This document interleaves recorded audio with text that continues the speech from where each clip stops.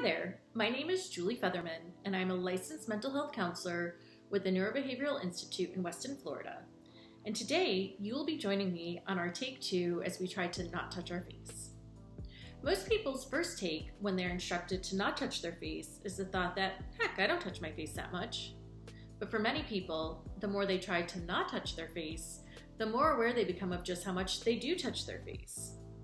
Our take 2 on this is to actually have you use that growing awareness of just how much you do touch your face as a way to help you to begin to reduce the behavior.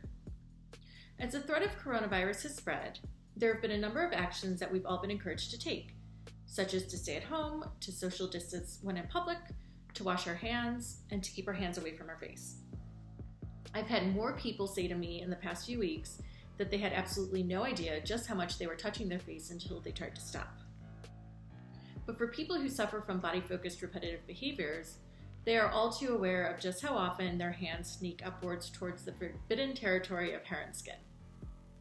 So what can we learn from BFRB treatment that can help all of us as we try to learn to stop touching our face? Well, to start, we can't stop doing something if we aren't aware that we're doing it, right? So becoming aware of just how much you're touching your face is the first step. There are a few different ways you can do this. You can videotape yourself for a bit, going about your daily business, and then watch the tape later. You can begin to track how many times you find your hand wandering up towards your face. You may even want to ask someone around you to point out when you are touching your face. But then what? So you've identified that you touch your face way more than you realized. So how do you stop? Becoming aware of when you are touching your face will help you to begin to identify some competing responses that you can employ.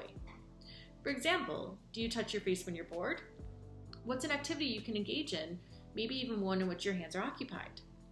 Knitting, video games, gardening, and cooking are all ways that you can spend your time when bored and keep your hands busy.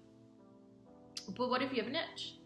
You can always grab a tissue and scratch with the tissue in your hand. Or try to ride out the urge to scratch. Over time, you may even see that the itch will go away. There are many different ways to practice reducing your face touching. Some others may include wearing scented hand lotion so you can smell when your hand is coming near your face. This can build awareness and can act as a deterrent. And if all else fails, you can wear some gloves.